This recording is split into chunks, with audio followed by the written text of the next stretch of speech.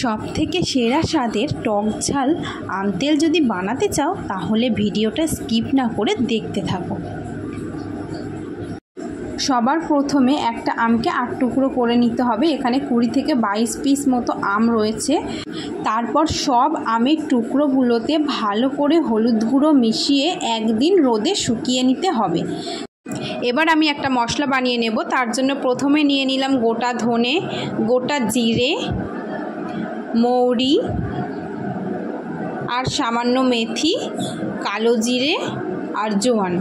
মেথিটা অল্প দেবে, না হলে তেতো হয়ে যাবে। এবারে সব মশলাগুলো আমি ভালো করে লাল লাল করে ভেজে নেব।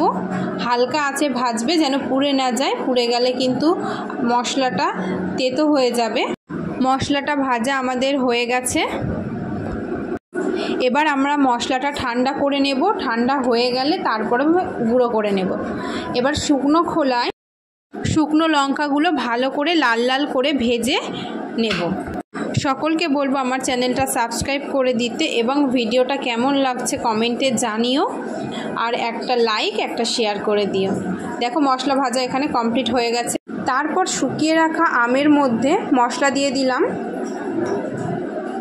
পরিমাণ মতো দেবে, তোমরা যে পরিমাণ আম নেবে সেই পরিমাণেই মশলাটা দেবে। মশলা কিন্তু একটু বেশিই লাগবে, অল্প দেবে না। এরপর আমরা এখানে দেব হচ্ছে রসুন। রসুনগুলোকে হালকা থেতো করে নেবে। এখানে প্রায় 300 গ্রাম মতো রসুন রয়েছে। তারপরে দিলাম লাল লঙ্কা আর দেব সরষের তেল। এবারে সব উপকরণগুলো ভালো করে আমের সাথে মিশিয়ে নেব। মশলাগুলো যেন আমের গায়ে ভালোভাবে মেখে যায় এমনভাবেই মেশাবে। দেখো আমি ভালো করে উল্টিয়ে পাল্টিয়ে মিশিয়ে নিচ্ছি।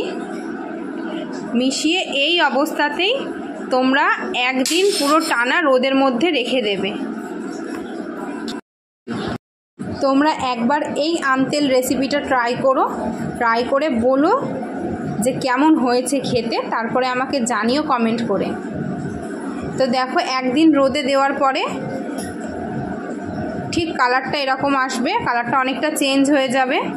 তারপর আমি এতে মিশিয়ে নেব পরিমাণ মতো লবণ। লবণটা ভালো করে মিশিয়ে নিতে হবে যেন আমের মধ্যে ভালো করে লবণটা মিশে যায়। লবণ মেশানো এখানে কমপ্লিট হয়ে গেছে। এবার আমি এটা একটা জারের মধ্যে দিয়ে দেব। সবাই চেষ্টা করবে কাচের জারের মধ্যে দেওয়ার, তাহলে আচারটা অনেক দিন সুরক্ষিত থাকবে, ভালো থাকবে। আমার কাছে কাচের জার ছিল না, তাই আমি প্লাস্টিকের জারের মধ্যেই কাজটা করছি। তো দেখো হয়ে গেছে, এখানে সমস্তটা আমি এখানে দিয়ে দিয়েছি। তারপরে দিয়ে দেব হচ্ছে সরষের তেল। আমগুলো যাতে ডুবে যায় এমনভাবেই তেলটা তোমরা দেবে। এবার 10 থেকে 12 দিন রোদ খাওয়ালেই আমাদের টক ঝাল আম তেল তৈরি।